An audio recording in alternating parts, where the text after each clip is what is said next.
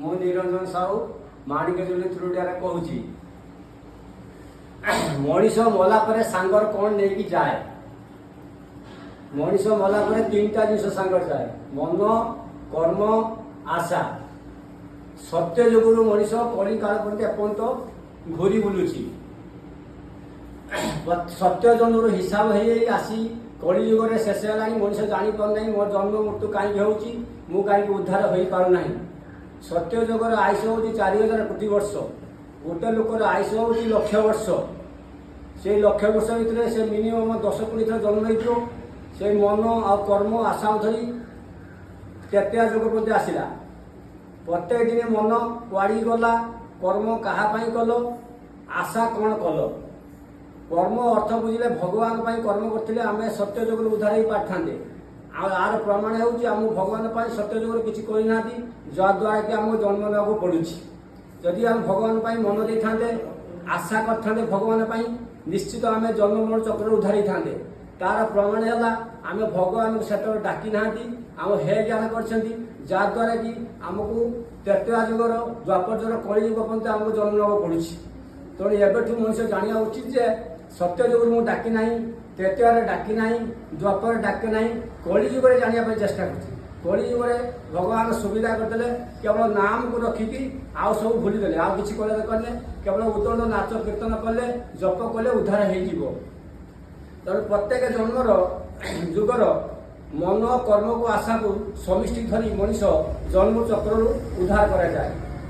ତେଣୁ ଭଗବାନ କୃଷ୍ଣ କେବଳ ମୂଳ କାରଣ ହେଉଛନ୍ତି ଏ ଜନ୍ମ ଚକ୍ର ଉଦ୍ଧାର କରିବା ପାଇଁ ଶେଷ ଉପାୟ।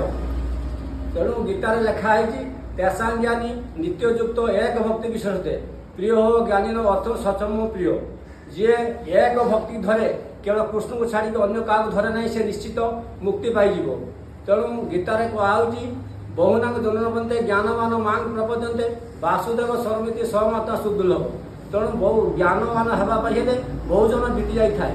ତେଣୁ ଆର ପ୍ରମାଣ ନିଶ୍ଚିତ ଯିଏ ମାନେ ଶୁଣିଥିବେ, ନିଶ୍ଚିତ ଆକୁ ଗ୍ରହଣ କରିଥିବେ, ସେ ନିଶ୍ଚିତ ଜ୍ଞାନୀ ହେଇଥିବ। ନହେଲେ ଆକୁ ଗ୍ରହଣ କରିବା ସହଜ କଥା ନୁହେଁ। ତେଣୁ ନିଶ୍ଚିତ ଆପଣମାନେ ଦିବ୍ୟ ଚକ୍ଷୁ ଖୋଲି ଏ ଜ୍ଞାନକୁ ଆହରଣ କରିବା ଉଚିତ। ତେଣୁ ମୁଁ କହୁନାହିଁ ଏଇଟା ଗୀତା ବାକ୍ୟ। ତେଣୁ ଲୋକ କହୁଛନ୍ତି କର୍ମ କ'ଣ, ମନ କ'ଣ, ଆଶା କ'ଣ। କର୍ମ କାହା ପାଇଁ କଲେ ଉଦ୍ଧାର ହେବା? କର୍ମ ଆମେ ଆଜି ପର୍ଯ୍ୟନ୍ତ ସଂସାର ପାଇଁ କରୁଛନ୍ତି, ପରିବାର ପାଇଁ କରୁଛନ୍ତି, ଜାତି ପାଇଁ କରୁଛନ୍ତି, ଗାଁ ପାଇଁ କରୁଛନ୍ତି, କିନ୍ତୁ ଭଗବାନ ଆମେ ପାଇଁ କିଛି କରୁନାହାନ୍ତି, ଯାହାଦ୍ୱାରା କି ଆମକୁ ଜନ୍ମ ମରଣ ଚକ୍ରରୁ ଘୁରିବାକୁ ପଡ଼ୁଛି। ପୁଣ୍ୟ କରିଦେଲେ ଯେ ମଣିଷ ମୁକ୍ତି ପାଇଯିବ, ସବୁ ଭୁଲ ଧାରଣା। ତେଣୁ ଗୀତାରେ କୁହାଯାଇଛି, ତେତଂ ଭୁକ୍ତ୍ୱା ସ୍ୱର୍ଗଲୋକ ବିଶାଳ କ୍ଷୀଣେ ପୁଣ୍ୟେ ମର୍ତ୍ତ୍ୟଲୋକ ବିଶନ୍ତି ଏବଂ ତ୍ରୟିଧର୍ମା ମମ ପପନ୍ନା ଗତା ଗତଂ କାମ କାମାହା ଲଭନ୍ତେ। ତାର ଅର୍ଥ ହେଲା, ମଣିଷ ଭାବୁଛି ମୁଁ ମନ୍ଦିର କରିଦେଲେ ଉଦ୍ଧାର ହେଇଯିବି, ଗିର୍ଜା କରିଦେଲେ ଉଦ୍ଧାର ହେଇଯିବି, ମସଜିଦ କରିଦେଲେ ଉଦ୍ଧାର ହେଇଯିବି, ଡାକ୍ତରଖାନା ଖୋଲିଦେଲେ ଉଦ୍ଧାର ହେଇଯିବି, ତୁଠ କରିଦେଲେ ଉଦ୍ଧାର ହେଇଯିବି, ଆଶ୍ରମ ଖୋଲିଦେଲେ ଉଦ୍ଧାର ହେଇଯିବି, ବାହାଘର ବ୍ରତଘର କରିଦେଲେ ଉଦ୍ଧାର ହେଇଯିବି। ସେ ଭୁଲ। ସେ ବାରମ୍ବାର ସତ୍ୟ ଯୋଗରୁ ଯେଉଁମାନେ ଏଇ କାମ କରୁଛନ୍ତି ବହୁତ ପୁଣ୍ୟ ଅଛନ୍ତି, ସେମାନେ ଇନ୍ଦ୍ରପଦ, ବରୁଣପଦ, ଚନ୍ଦ୍ରପଦ ସବୁ ପାଇ ସେମାନେ ପୁଣି କ୍ଷୀଣେ ପୁଣ୍ୟ ମର୍ତ୍ତ୍ୟଲୋକ ବିଶନ୍ତି, ମାନେ ପୁଣି ପୁଣ୍ୟ ସରିଗଲେ ପୁଣି ଆସି ଜନ୍ମ ନିଅନ୍ତି। ବାରମ୍ବାର ଏରকম ପୁଣ୍ୟ କରୁଥିବେ, ପୁଣି ଯାଉଥିବେ, ଆସୁଥିବେ, ଲାଭ କ'ଣ? ବ୍ରହ୍ମଲୋକ ପର୍ଯ୍ୟନ୍ତ ଆମର କ୍ଷୟ ଅଛି। ଯଦି ବୈକୁଣ୍ଠ ଲୋକକୁ ଯିବା ପାଇଁ ଚେଷ୍ଟା କଲେ ନିଶ୍ଚିତ ଆମର ଆଉ ଆସିବାର ନାହିଁ କି ପତନ ନାହିଁ।